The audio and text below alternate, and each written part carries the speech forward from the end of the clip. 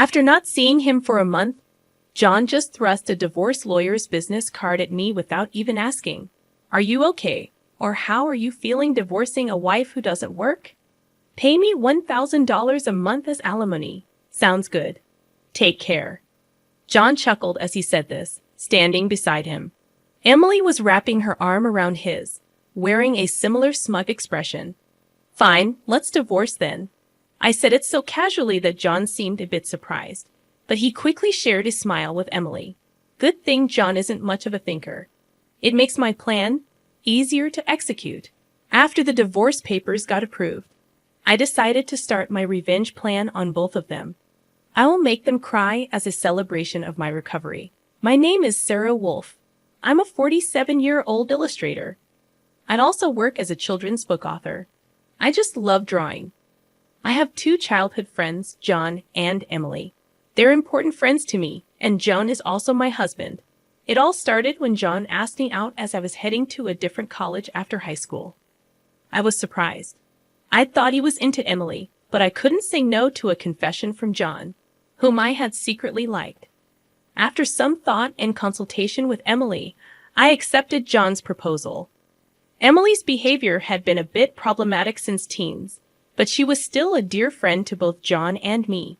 However, Emily had a tendency to snatch other people's boyfriends and then dump them once they became obsessed with her, causing problems time and again. Her parents were concerned, so John and I often spent time with her to watch over her. John and I got married when we were 25, 4 years later. Emily brought her fiancé into our lives. His name was George, a professional working for a top-tier company.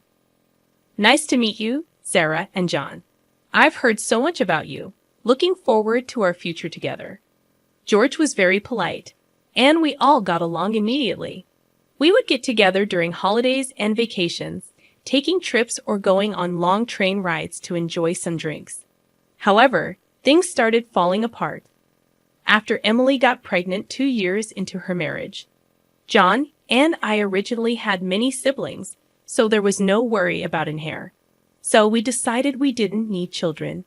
Both of us loved kids, but weren't keen on actively caring for them.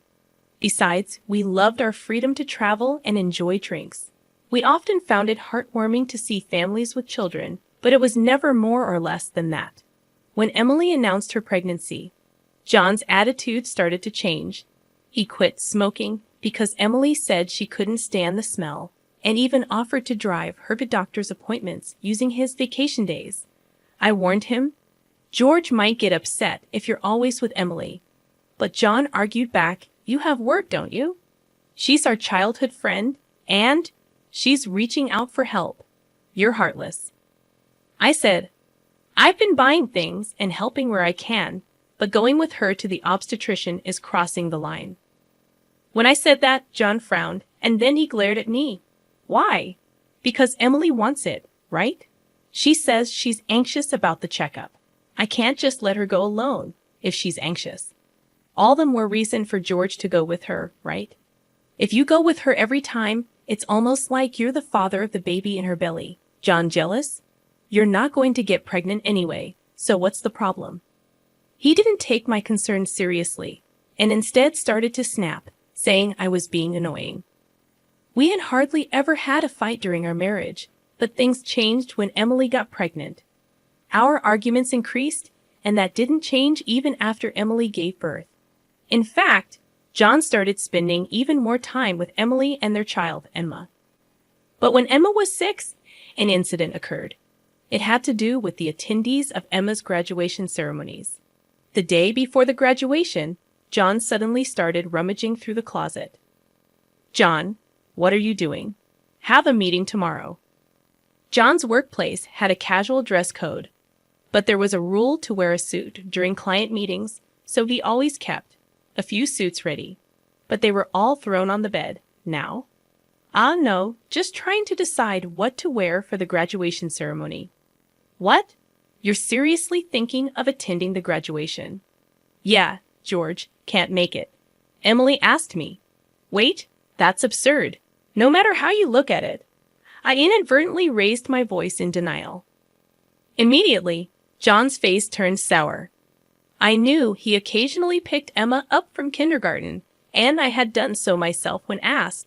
Yet it was nonsensical for a childhood friend who wasn't even a biological parent to attend a graduation ceremony. What? You still doubt me and Emily? I'm disappointed that you can't even help out. That's not the point. Point anyway.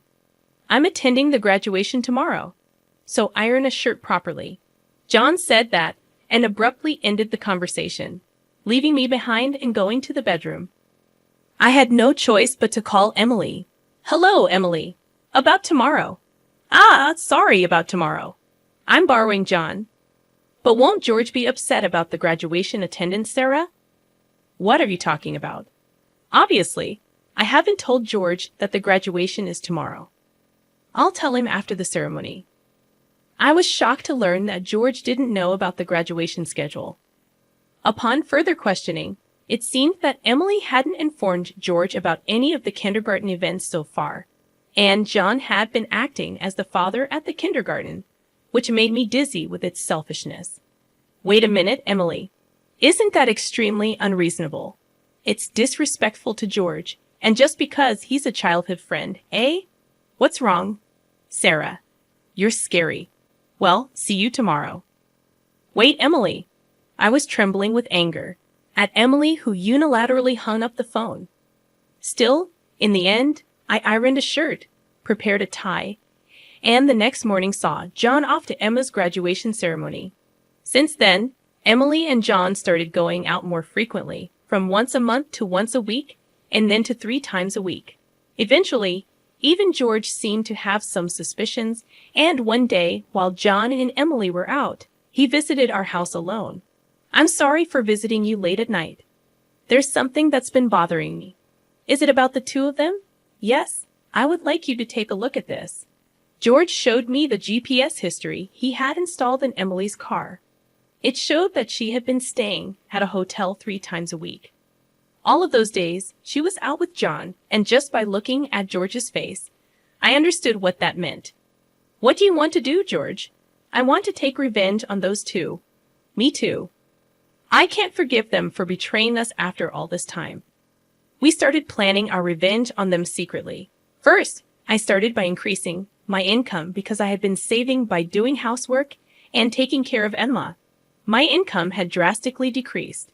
George switched to working from home. And when Emily and John would go out, he would bring Emma to my house, and we would take care of her together.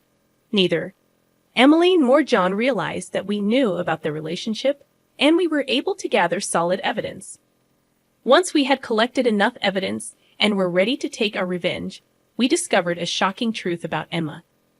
George and I struggled with the decision, but we both agreed that we didn't want to hurt young Emma, so we decided to wait until she was an adult to take our revenge. However, even though we decided to endure for 10 years, I was struck with a serious illness. I needed long-term hospitalization, and even at best, I wouldn't be discharged for at least 2 years. Although I could work from the hospital room, it was certain that I would have to reduce my workload. After informing George about the situation, I consulted John. However, John's reaction was no different from when we were making small talk. I'll visit you once in a while. I felt that John no longer had any affection for me, as he didn't even ask about my condition or the name of the disease. In reality, John only visited once a month or once every 2 months, and after Emma's 15th birthday, she started acting strangely. Although she used to visit me almost every day right after I was hospitalized, she became distant after her 15th birthday. However, neither George nor I could figure out why, and we were puzzled. Even when we asked Emma, she just said, "Don't worry about it." However, we ended up learning the reason from John, who rarely showed up. Hey, it's been a while. Yeah, it has. John, who had completely transformed into a flashy appearance, walked in without even knocking. After not seeing him for a month, John just thrust a divorce lawyer's business card at me without even asking, "Are you okay?" or "How are you feeling divorcing a wife who doesn't work?" Pay me $1,000 a month as alimony. That's the deal. So take care, John said, grinning from ear to ear. Beside him, Emily wrapped her arms around John's with a similar expression on her face. Fine, let's divorce then, I casually agreed, which seemed to surprise John for a moment. But he quickly exchanged smiles with Emily. It was good that John wasn't the type to think too deeply. That's why my plan worked so well. After receiving a notification that the divorce was finalized from John, I decided to start my revenge plan against the two of them. I will make them cry as a celebration of my recovery. I promptly started to take action. First, I contacted George to transfer hospitals. Then I informed my lawyer that they would be mediating between the two parties from now on. George also began to act at the same time. He moved near my new hospital with Emma, and he started to visit me frequently. Emma still had a gloomy expression, but I was happy that she came to see me every day. Most of my belongings were already in the hospital room. So I told John to dispose of the rest. I didn't want to bring anything that the two of them might have touched into my new life. Once the hospital transfer and George and Emma's move settled down, I received a call from John. I had only left my seat for a few minutes, but my smartphone already showed 30 missed calls. I answered the phone, feeling exasperated. What? Hey, what the hell is going on? I could hear the voice of a troubled real estate agent behind John's panicked voice. I also heard Emily yelling, which made me feel sick. What do you mean? What's going on? It's obviously about the house. Why do we have to move out? John shouted at me as if it wasn't his fault at all. I replied to him coolly, obviously because that's my house. Huh. John seemed to have completely forgotten. But the truth was the house we lived in was a room I rented as a workspace. When I started to make a living as a freelancer, at that time, I didn't have enough income to maintain two houses, and John didn't have enough income to live alone. So he ended up moving into my place. Therefore, Jan had never paid the rent or utility bills for that room. Although I received some money from him for living expenses, it wasn't enough to maintain the place. Unfortunately, that room was already canceled. It was far from the hospital I transferred to, so I had processed the cancellation the day after submitting the divorce papers. I didn't inform him because the real estate agent who knew the situation said they would contact him. George and Emma suddenly disappeared, and our house was sold. What are we going to do about our new house? I don't know. Maybe stay in a business hotel for now. As I turned on the speaker and started working, John yelled in frustration, "Don't screw with me." However, he seemed to remember something and started speaking in a more soothing tone. Well, whatever. When will you transfer the money? We're running low on cash. What are you talking about? Huh? Don't mess around. I told you to pay $1,000, didn't I? Oh, I don't recall agreeing to that. My nonchalant response was met with incoherent screaming from John on the other end of the phone. Apparently, he thought he could get money from me and had been squandering it. Even if he had $1,000 left, how did he plan to get by for the rest of the month? Hey, don't just stay silent. Say something. There's really nothing to talk about. My retort left John momentarily dumbfounded, but he soon started yelling again, growing increasingly annoyed. I addressed John in as cheerful a tone as I could muster. Anyway, we're basically strangers now, so please don't contact me anymore. You'll hear from my lawyer. Huh? Lawyer? Hey, wait a minute. I hung up without listening to John's response. He tried calling back several times, but I ignored it, and eventually the calls stopped. However, angry that I didn't answer, John started ignoring calls from my lawyer. He certainly had a childish side, but I never imagined he'd be the kind of person who didn't mind causing trouble for others. I sighed deeply at John's selfishness. A few months later, after a temporary discharge from the hospital, I visited John's parents' house. In front of me were John and Emily, both looking small and trembling. You telling my parents is a low blow. Oh, I just reported that we got divorced. Jan glared at me in response to my answer, but he shrank back under his father's stern gaze. Actually, I had a great relationship with my in-laws, even visiting and dining with them when John wasn't around. Despite being so well loved, I felt it was wrong not to share the details of our divorce. So I went to visit them. Is it true that you're remarrying Emily? Yes, it's true. True. Emily, Emma, and are going to start over as a family. What are you talking about? Your only family is Sarah. She's not my family anymore. John's words made his father frown with a look that seemed to say, "Give me a break." John shook his head a few times, then handed me a piece of paper.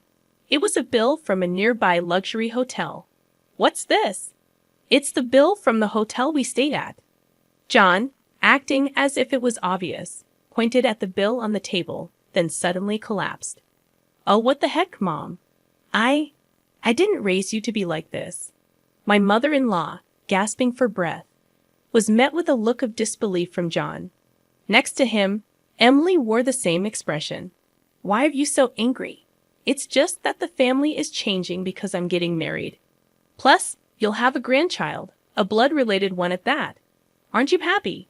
You two didn't. My mother-in-law, looking as if she couldn't believe what she was seeing, glanced at Emily, then turned her gaze to me.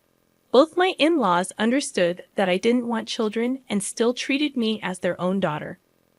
Of course, they treated Emily, my childhood friend, similarly. But there was always a boundary between a daughter-in-law and a friend. I remembered Emily often complaining about that. So I was certain my mother-in-law wouldn't be happy about this situation, and Emily should have known it too. You dote on Emma, right? It'll be your grandchild, so you'll be happy, right?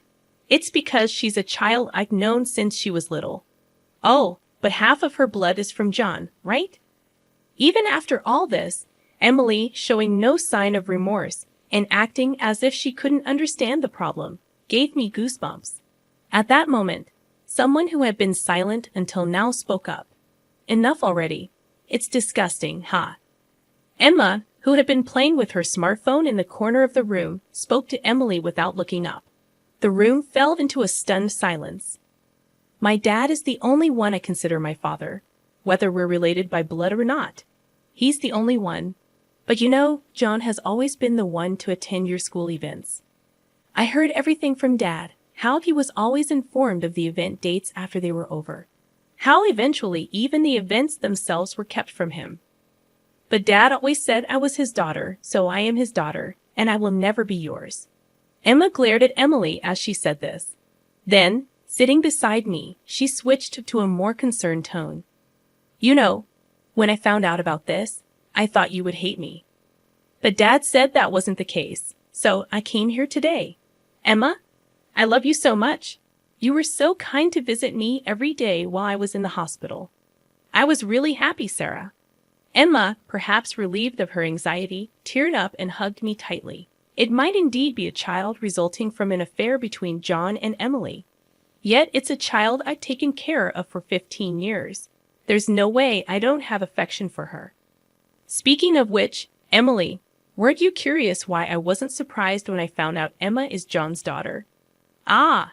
Emily looked startled. Before she could speak, a new person entered the room. We knew from the start, 10 years ago actually. George suddenly appeared. Understandably so, as she had recently unilaterally demanded a divorce, citing irreconcilable differences. I was shocked when you mentioned divorce. Oh, and, unfortunately, you're not divorced yet. The divorce papers are still here. Didn't you notice? What? I figured it wasn't in Emily and John's nature to confirm things. But I couldn't help but be stunned that Emily, despite the 100-day waiting period for women to remarry, hadn't noticed for months. So, Emily is still my wife, and Emma is still my daughter. Well, since there won't be a wife, though. Wait, what do you mean? A 15-year-old can choose their parent. That's not true. Emma wants to be with Mom, right? Emily said that and looked at Emma. Emma frowned at Emily and held my hand. Emily was speechless at that and glared at me. Then, John suddenly burst into laughter. So that's what it is. You two are together, huh? But too bad. Isn't it impossible to live on George's salary alone? Can you stop making weird assumptions? Also, It seems George earns double the amount you think. Emily knows about it, huh? It's probably a bluff. A lol. Besides, it's impossible for you to work while dealing with your illness. You'll just die miserably somewhere. This time, I laughed at John's huge misunderstanding. John, seeing me suddenly start laughing, was getting frustrated. You didn't know about my income, did you, huh? It's probably just a bit more than a part-time job. No, it's different. My annual income is $500,000, huh? John's eyes and mouth were wide open in shock. Emily was also stunned. In fact, over the past 10 years, I had become a popular children's book author, and my income had skyrocketed from essays, interviews, and the like. Moreover, a film adaptation is planned soon, so my income is skyrocketing. Liar. Oh, do you want to see this? I said that and showed Emily my bank account screen. It clearly showed a large amount of money being deposited every month. Emily was at a loss for words when she saw it. Sarah, let's make up, huh? What are you saying? Emily was furious at John's words. Blinded by the money, I watched them blankly and then opened my mouth. Well, if you want to get married, feel free. Oh, and I'll definitely take the compensation for damages, Sarah. Wait, Sarah. Ignoring John's words, I took Emma's hand, and after saying goodbye to my in-laws, I left their house. John originally worked at my father-in-law's company, but it was revealed that he was lying about going out for sales, and he was fired. My father-in-law planned to forcibly put him on a friend's fishing boat and work him to the bone. Working on a fishing boat was tough for an indoor-loving John, and he contacted me several times. But each time, I notified my father-in-law, and eventually, the calls stopped. Emily lost custody to George and got divorced. She seemed uninterested in John, who couldn't afford luxuries and didn't seem to chase after him. She was disowned by her family and lived alone in a rundown apartment. She hadn't worked at all since getting married, and since she had always made others do things for her, she couldn't do anything herself.